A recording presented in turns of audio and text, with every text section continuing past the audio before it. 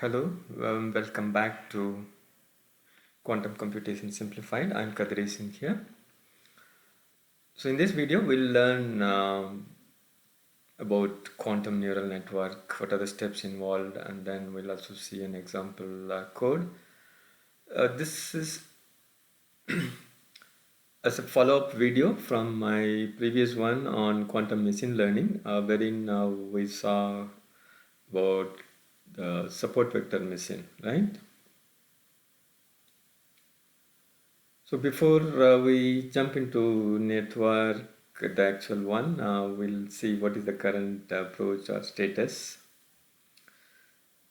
Basically, we are trying to enhance the classical machine learning algorithm, or in this case, a neural network algorithm, with some piece of quantum computer, basically for executing time-consuming calculations.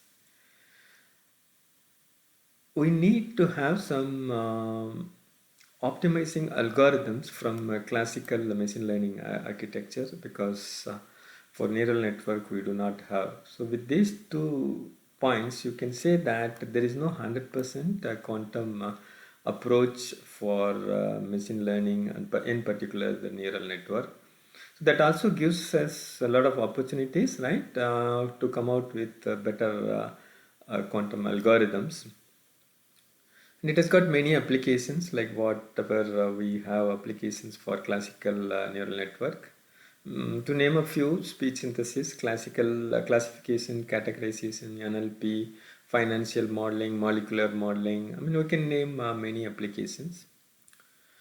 And as usual, we have a drawback that the existing quantum hardware, I mean, they do not have sufficient logical qubits to solve real life problems. So when I say real life problem, we can do so now also, but certainly you don't solve a larger problem which will have certainly advantage over classical algorithms. But that doesn't really prevent us in order to come out with good machine learning algorithms, particularly quantum machine learning algorithms, so that once the quantum hardware is available, we will be able to quickly make use of the algorithms. So that is exactly the reason for us to learn quantum machine learning. And now, so before going into the quantum neural network, we'll try to have some refreshing knowledge about classical neural network. And there is also a prerequisite for you to understand this video. One, you should have basic knowledge about quantum computing. If you do not have, please go through my earlier videos on this subject, or you can also go through other videos and textbooks which will help you to understand the basics. In addition, it's better if you know classical neural network and a bit of Python coding. But if you do not have, it's fine. Anyway, that's what we are going to see now. And those people who are familiar with classical neural network, they can skip a couple of videos in the couple of minutes in this video, and they can move on to quantum neural network straight away. But it's better if you can see the steps involved, the way we are going to execute the neural network, and trying to compare the classical network. So, I mean, I leave it to you. Yeah, we'll start with what are the steps involved in classical neural network. We know that we need to have some input data for training and testing. So you'll have some set of data for training and some other data for testing. So when I say input, it will have a data and label for classification problem. Again, neural network is used not only for classification problems, it has got a wide application. For example, to predict stock value based on the input conditions and the prevailing conditions. So in that case, you will have a different set, not just a label, maybe some range of values. Okay, so in order for us to understand this one, I'll make use of this data set which has come from National Institute of Standards and Technology, USA, wherein they have given a lot of handwritten images and the corresponding digits. So that's why we can call them as the digit as label and this as data. So and the data is available in pixel format, and they've given for every data in 28 by 28 pixel, and each pixel has got a value. So if it is white, it's assigned as 1, and if it is black, it is 0, and in between for other grayscale pixels, you have values between 0 and 1. So that's the input we have in this example, which we are making use of it for learning the steps involved. And typically it has got a structure like input layer, hidden layer, output layer. So what is input layer? Input layer is nothing but the data converted to network format. Okay, so in this case 28 by 28 pixel, with each pixel is having value, so that is flattened out for to 784 neurons. We call them each node as neuron. So you have 784 input layer. And what should be the size of the output layer? So obviously you need 10 neurons in the output layer, so representing 0 to 9 digit, correct? And in between input and output layer, we will have something called hidden layer. So how many hidden layers we should have, and how many neurons we should have on each hidden layer? Oh, that is a challenge. So that comes possibly by experience. Today we don't have any mathematical background to arrive at that number. I mean, I hope we may be able to do get the right number. Otherwise, people do on trial and error basis. And if you have more hidden layers, called deep neural network, and if you have less, it's called shallow neural network. Okay. Afterwards, now that we have values, we need to get what is the value coming here. So that is the expected value. So that is done with the help of assigning values for the intermediate layers or hidden layers. So that is done with the help of, again, weights and biases. That is using this activation values plus some weights and biases, we will be able to get the values of neurons in this layer. And from this we will be able to get like this, I mean like this. So you will be able to get at the end the output layer. So how exactly we'll be using weights and biases, we will see in the subsequent slide. And as you can see here, weight and bias, it is like a straight line equation, y equal to m in weight is m, and this is x, and the bias is c. So that will be like a linear equation. So the relationship between these two layers cannot just be linear. We need to bring in some non-linearity. So that is done with the help of some functions like ReLU. It's called rectified linear unit, sigmoid, and there are many more functions available that will help us to bring in non-linearity. Okay. So initially you will start with some random weights and biases for all these nodes, but obviously that will not give the right output, right? So then what you have to do is you have to find out the error between the estimated value and the target value. And then you do something called cost function. You define a cost function which again is a function of the error. Then you try to minimize it. So in minimizing it, you know that how to, whether you have to increase the value or decrease the value, that you will be able to find out using gradient descent method. And you know that for the minimum value you will get the slope as 0, correct? The first derivative is 0, what we would have studied in our school days. So the same approach, it's very simple mathematics, and from there you should know how much to be corrected to get the minimum value.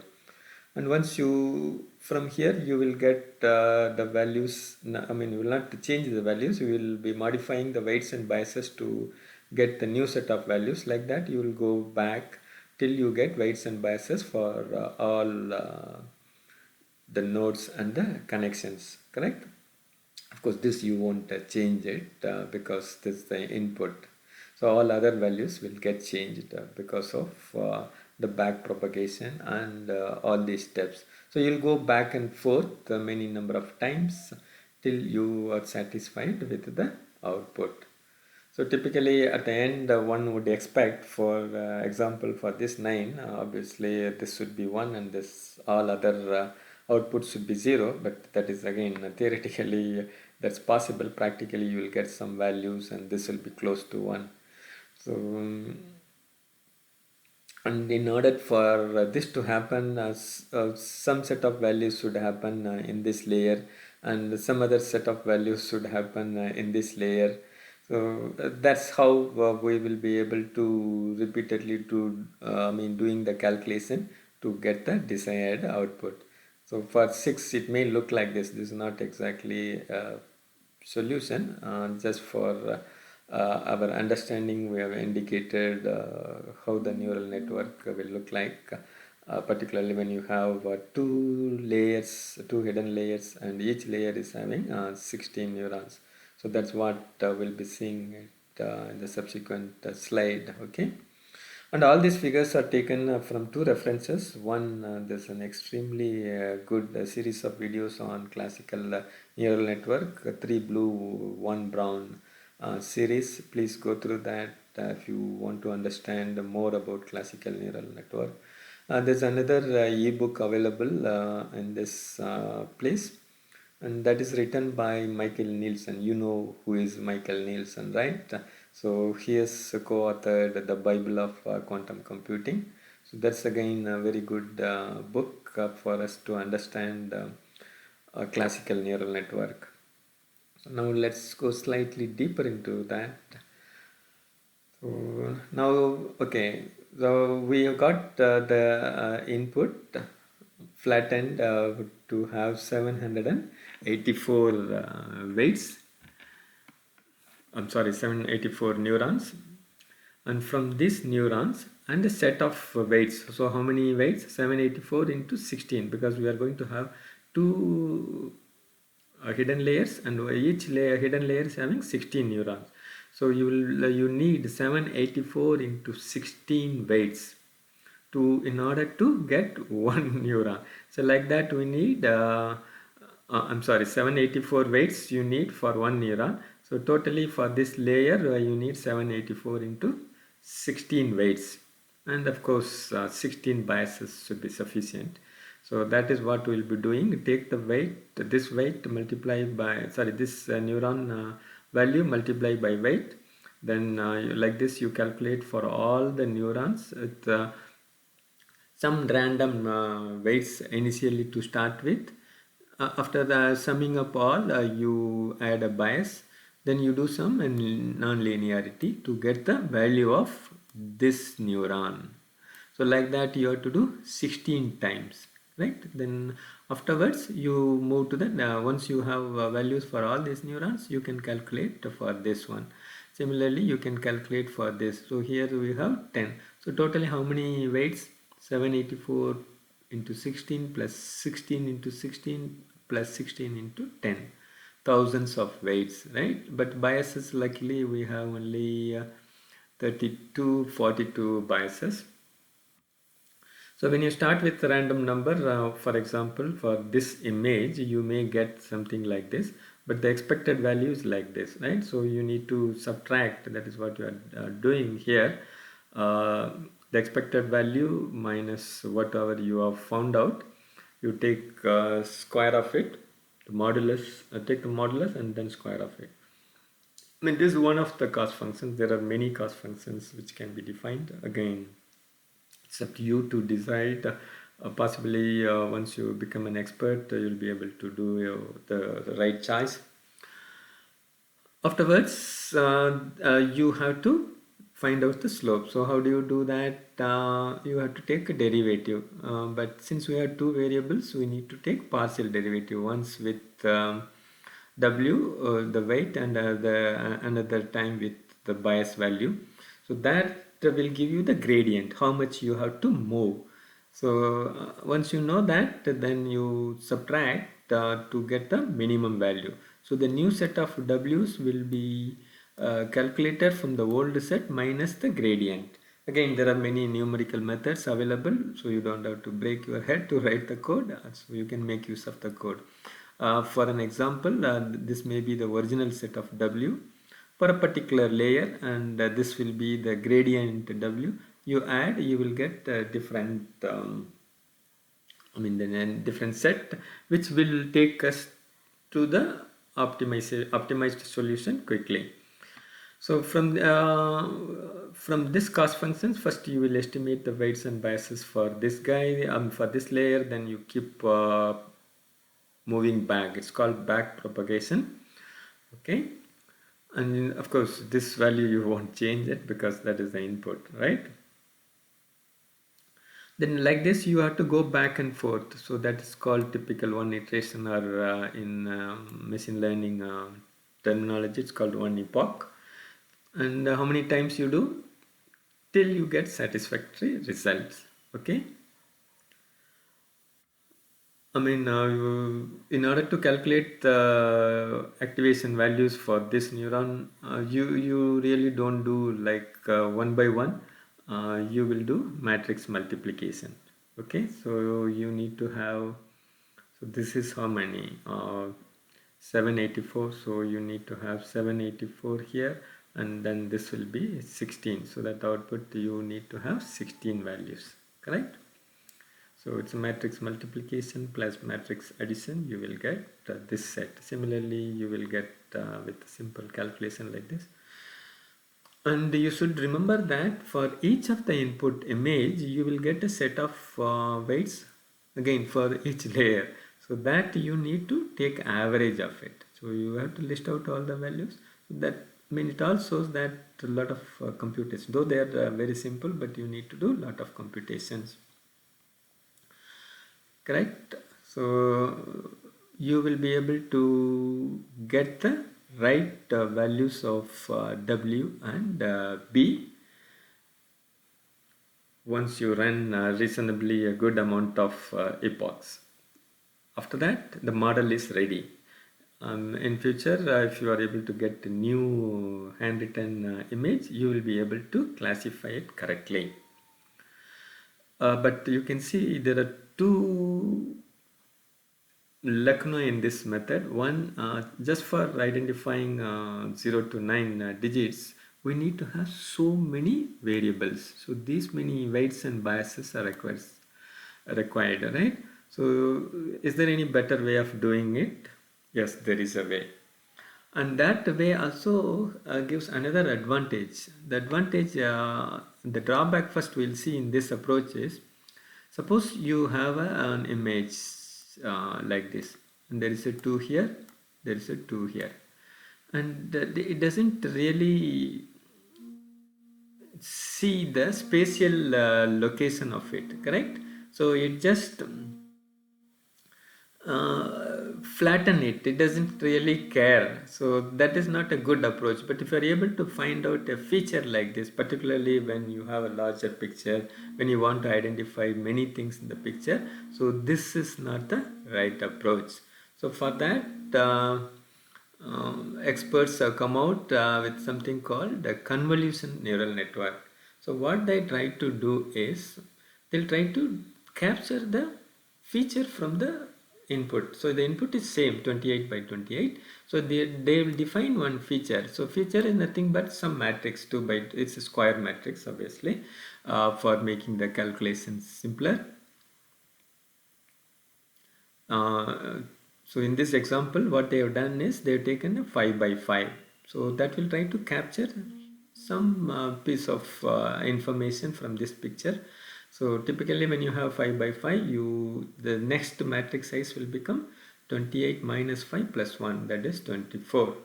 But that means we are having only 5 by 5, 25 weights only, not with the big multiplication 786 plus. But we need to have some more. So why need to have some more is, so this particular 5 by 5 may find out only one feature. So like that there may be many features. So one feature may be like this, another feature may be like this, another one like this.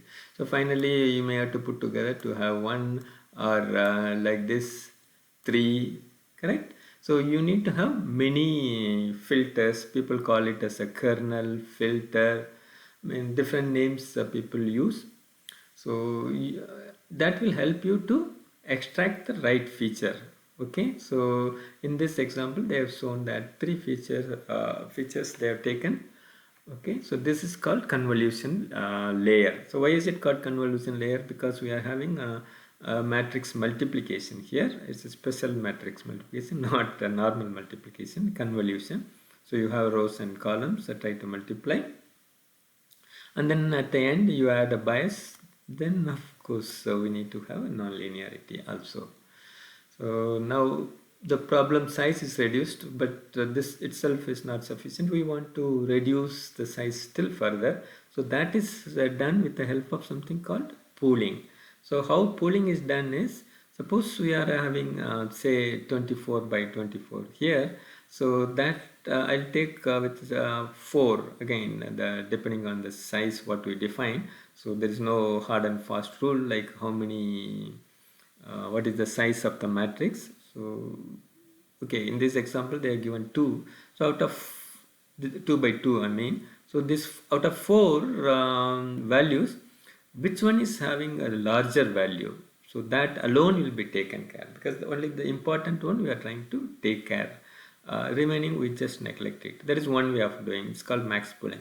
But some people say no, we have to take care of all. Then people do average pooling. So like that, different techniques are available, so which will help us to reduce the size. So in terms of depth or in terms of feature maps, it doesn't reduce, but the size, the two-dimensional one, will get reduced. And for you to have better understanding of convolution, maybe I'll try to show with this example. So this example is not for the problem what we are working on, but this is for some other problem. So wherein we define the filter or the kernel 2 by 2 with 1 1 1. Obviously, for simplicity I put 1 1 1. Certainly they all will have different values. And what we do is take the first 4 values, then you multiply corresponding one. 1 by 1 plus 1 into 2 plus 1 into 4 plus 1 into 5, which is nothing but 1 plus 2 plus 4 plus 5, which is 12. Then you slide to the next value. So like that you keep doing, okay, till you cover the entire area. So that after doing that you will get a reduced number depending on the size of the kernel what you use. Similarly, you go this way as well as this way. Good. So similarly, you may do the same way here. You will slide. So in a neural network term, it's called stride. Sometimes you don't go for on each pixel. You may skip in between one. So then the stride value will be different. Again, whether to skip or not, it comes by experience and the output accuracy. Okay. So for this also you will use the, the same ebook. Also there is another paper which explains convolution neural network very nicely. Alright, so now that we have some basics, we will run through a code. Okay, I'm sorry. Yeah, before that, we need to see how to correlate the classical neural network with the quantum neural network.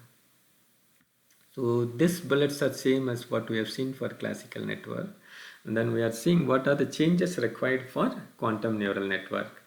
So the input data label for training and testing, yes, we'll have two different set of data. The only difference is we may straight away, we can use the data in a classical way and then keep doing the training, or we will convert them into quantum states. So people follow both approaches. So it can be either classical or quantum, the way we handle the data. As far as the structure is concerned, again we will have input and input, hidden, output layers. But the difference is some layers can be quantum, some layers can be classical, or all layers can be quantum. It's possible. Okay. Then building models using weights and biases. So here also we do, but whenever we use quantum neural network, we don't call them as weights and biases. Instead, we call the angle of rotation, theta. Okay. So we'll try to optimize the theta value. Then nonlinearity, scaling, optimization, sigmoid, they're all done through classical algorithms because we do not have equivalent quantum algorithms for doing this operation. Then learning through cost function, stochastic gradient descent and backpropagation, done with a combination of classical and quantum algorithm. Some people do full with classic, some people do wherever possible quantum. So we will see in our example, we will make use of quantum for gradient descent. So as you can see here, it's like a combination of classical and new quantum. So this picture is given by Wikipedia. You can see here the type of algorithm can be classical or quantum. Similarly, the type of data, how we handle, that can be quantum and classical. So there are four approaches possible. So this we are not interested because we want to do something quantum way. And this has not been reached. So we need to depend on classical computer. So the most widely used one will be quantum algorithm use, and possibly yes, classical data.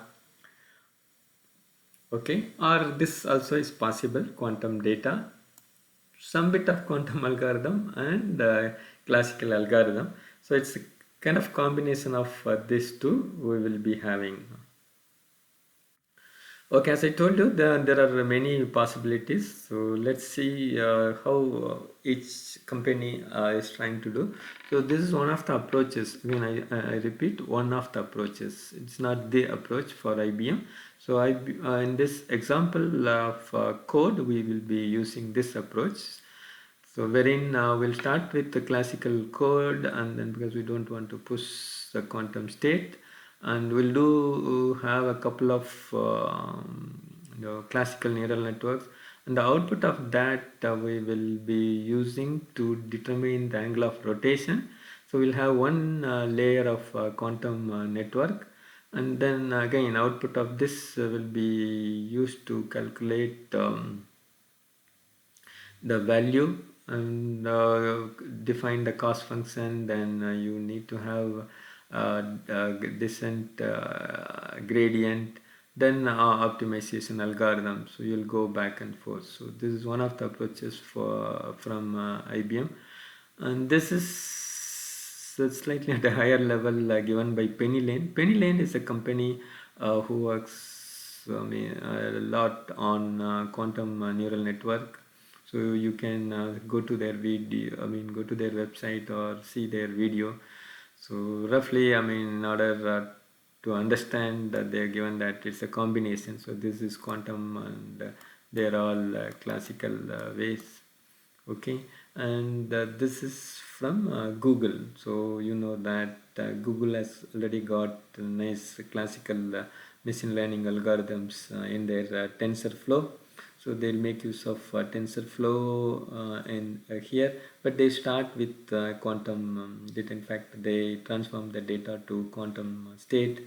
Then they will have some quantum manipulation in terms of quantum neural network. Make the measurement, convert the data to classical network form. Then you again get the estimated value, compare with the target value, define the cost function, try to minimize it, and then update these parameters. Okay, again it's given at a high level, but one good thing is they have functions for doing everything. You can choose, you don't have to write the code actually. All right, so with this we can go. No, before that, yeah, we will try to understand one more bit so as we have seen, there are two approaches. One is enhancing the classical machine learning algorithm by outsourcing certain difficult calculations or optimize the quantum algorithms using a classical machine learning architecture. So again, we are trying to do somewhere in between. So we'll start with in the coding example, we will be again using the same MNIST database, but instead of having all the digits 0 to 9, we will work only on 0 and 1 to make problem simpler. Then we will be defining a quantum class. So why do I say class instead of a circuit? You will see later. So in this, you'll be surprised that we are going to use only one qubit, and with that qubit, of course not alone, we will be having some more classical neural network. So we will be manipulating the state of the qubit with the Hadamard gate and the rotational gate. So normally the rotation is done along, with respect to y-axis or x-axis, and certainly not on z-axis. I hope you know why. Then make a measurement. From the measurement, find out the values and its probabilities. So that's the data. Again, you will use it. As I told you earlier, the data loading, the input is done in a classical way, and there are some classical neural network layers are used from PyTorch. Only one layer is from quantum, what we have seen here. And the gradient descent is also done in our example through quantum. So you execute the theta, correct, normally. So for gradient, what you do is theta plus s. There is something called shift. So you go one step above and then one step below, that's theta minus 1. And the difference will give you the gradient. And this gradient you can use for optimizing. So again, for optimization, you will use PyTorch. Clear? So maybe, yeah, even if you have slight doubt, you may have a better understanding once you see the code. So let's go to the code. Yeah, so this is the code which you are familiar. I have just copied all the, whatever is available in IBM's website. So I have not written any code. Why I'm not running? It's basically to make my life easier to explain. Otherwise, you can also use their website. Okay, so as usual, we need to import all the functions required from Qiskit library. And two new things you can see here: transpile and assemble. You will understand better when you use these functions. And the totally new thing is importing all the PyTorch related functions, again specifically for neural network. So that's what is being done here. So let me run it. So the next step is building a quantum circuit. So that we are not directly building, we are building through a class. The reason is we are going to combine both classical and quantum. So that's the reason we are trying to define a class and then later use an instant of this class. So for that class we have to initialize it. So the initialization is done wherein actually you will prepare the circuit. Typically, as you know that depending on the number of qubits, you get the circuit, the number of qubits set in the required state. Then you have Hadamard gate. Of course, you have in between some barriers for better visibility. Then you have a rotational gates. So rotation with respect to y. The only difference you will see here, the parameter theta. So the theta is coming from elsewhere. So we do not know the value when you build the circuit, but that value you will come to know from the classical networks. Afterwards, you make a measurement. Then this is same as the backend what we used to use earlier. Which of course in this case we are going to have only simulator. Later if you want you can run it on quantum computer, and the number of shards you know. And for run also we are defining a function instead of running straight away. So this is what I was telling you, the new functions. We are trying to put together all whatever we are defined here, like what is the circuit, what is the background, and number of shards, and how to get the theta value. So once you have everything, you run it here. And once you run it, you get the results. From the results, you get the counts and states. and then you have the probability and the value, which will give us the expected value. That value you will be passing it on to the next stage. Okay, so I think I run it. Not okay. So let's see how the circuit will look like. It's same like what we have seen in the slide. So you start with the qubit at 0 state, Hadamard gate, apply some barriers, then you have an y gate, and theta value comes from outside, make a measurement, then you evaluate, that's what, and then you do for the next operations. So this is a function, I mean a class for a hybrid function. So basically you need to again bring the all the quantum one for forward operations, and then take the result and give it to PyTorch. So that is exactly for back propagation. Okay, that's what is done here. And for back propagation with respect to quantum way, we are only making use of the gradient. As I told you, we need to get theta plus s, theta minus s. Of course, you need a big expression because it's an array. So then you evaluate, and that means running the quantum circuit for theta plus s, theta minus s. Then you subtract, you get the gradient, and that gradient you pass on to PyTorch function as a tensor. Okay.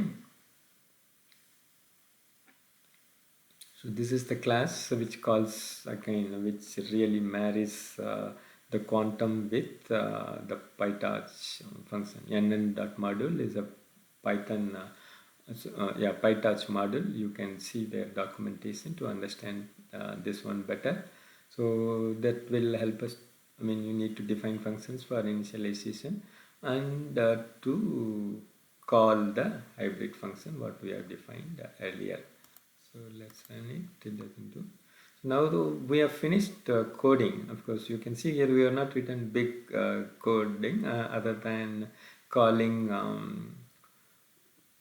some of the quantum library functions plus some bit of Python programming for us to get married to the classical network. So before that, we will get the data. So as I told you, we are going to use the MNIST database. That's what is being done here. And we are not going to make use of all the digits 0 to 9. We are going to have only 0 and 1. So that is what is being done here, identifying the indices of that data. Then you collect the data and the target value and assign to this variable. So let's run it. So now we have the training data. What is the next one? So if you want, I mean, this is really not required for training the model, but just for you to get a feel of it, let's see how the data looks like. You can see here, so this is labeled 0, 1, 1, 0, 1. Okay, and then next step is to get testing data. So for testing, we are taking a less number of samples. Here again, we need to use only the data for 0 and 1. So that is what is being done, and that is assigned to the variable test loader. Okay, and so we run it. So this is a key thing where for classical neural network. So you need to have some initialization functions, depend what is the kernel size and how many layers you want to build. So how many neurons, all those things are defined of course here, and then the forward function you have to define, right? How is it done? So you need to take the convolution of from the input data, then apply nonlinearity, max pool you do, then the second convolution layer, nonlinearity, max pool you do, then something called dropout, which I have not explained, but this is further to simplify the problem. So if you want to understand dropout, you can see any textbook on a neural network. Then we need to have flattening. Flattening also needs some bit of, then you need to have non-linearity. Then there is some more layers of classical network. and finally you need to marry this with the output of this value should go to quantum 1, right? And afterwards you get back the value and categorize, keep it in the PyTorch function. So, and don't worry, I mean, if you are not understood each and every function, and there's a nice documentation on PyTorch website. Now we have defined all the code. So what is next? We have to call those functions and then start training the network. So let me give a run because it takes a lot of time before I start explaining. So it started running. So we need to call this function model network. Then there are different optimization tools or functions available. So one such is called Adam. That is what is being called here. Then you need to have some loss function. Sorry, the output of loss function that is also calculated from the built-in function. Then the number of epochs or number of iterations is defined here as 20, because it should be sufficient. So you may need some, get some improvement if you increase it slightly, but otherwise it works nicely. Then the last list is also required. So why is it required? We will see here down. So this is where the training takes place. So you start, for each epoch, the following steps. So the batch index, we have seen the data on target we are getting from the train loader, correct? And then you need to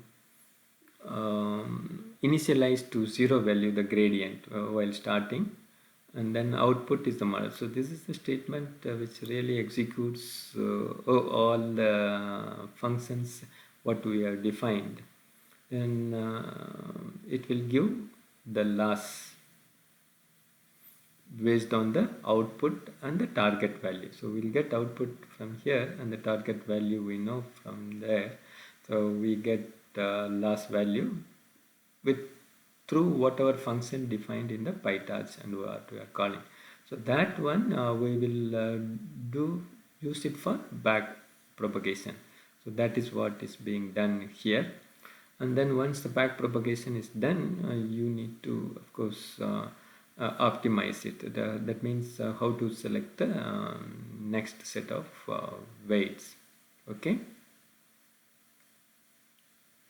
So that is being done here.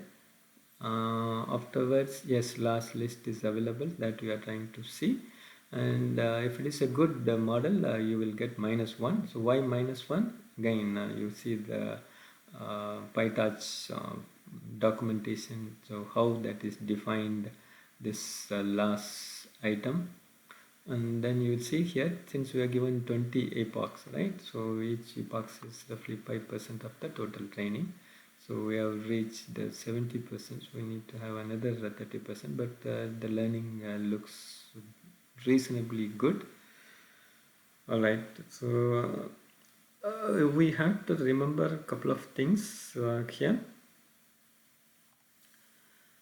So the epochs is one thing, that's not a big deal, but the learning rate is going to be a big deal, which will affect the real learning rate. And of course the number of hidden layers and number of neurons in each layer, each hidden layer. So they're all going to be a challenge in order to get the optimum solution. So how do we say that we have a good model? That you can see by looking at the loss. And more than that, we will run with some test data that will give us the confidence. Okay, now the learning is done. It's reasonably good, but sometimes I've seen it has gone up to -0.99 something. So I hope this should be sufficient to get 100% prediction. So we are going to evaluate the trained model using test data. So again, we'll be having the same approach. Only thing, will not go back and forth. So we'll go one shot straight. So we'll execute this alone. From there you get the prediction. You check whether the estimation is correct or not, and then what is the loss. and that's what we are going to print now. Okay, the accuracy is really great, though the loss is okay, I mean minus 0.96. But this is very nice, right? With 1 qubit, we are able to get a good accuracy. So let us see some of the samples, whether it has really done or not. So what we are going to do is plot the image and then give the title with the value what it has predicted. You can see here this predicted all. Maybe I don't know whether maybe I'll run it with another set. You can see here because that time it was all 1. Now you can see it was able to detect very nicely. As you can see here, it involves a lot of mathematics, there's no doubt about it, but all those things are very simple, not very complicated mathematics. So I'm sure you'll be able to easily pick up. If you again need some more data or some more explanation, you can go through the websites of IBM, Google, Penny Lane. I try to cover most of the essential things here. So when you start coding, I'm sure you will have some doubts. Certainly at that time you can have those references. But otherwise, yeah, we have learned how to do quantum neural network. So what next you can do is explore different approaches, like you can start with quantum data or classical data or some more layers of quantum. Similarly, you can also see what Google and Penny Lane are doing. Google uses a TensorFlow, like what IBM is using PyTorch. I think Penny Lane, they have both options. So that will help you to learn more about quantum neural network, and I'll continue to learn and come out with more videos on quantum algorithms. So I also request you, if you like this video, give a thumbs up, and then also tell me what more areas I need to cover. So that will be very helpful to me. Thanks for watching. See you soon. Bye bye.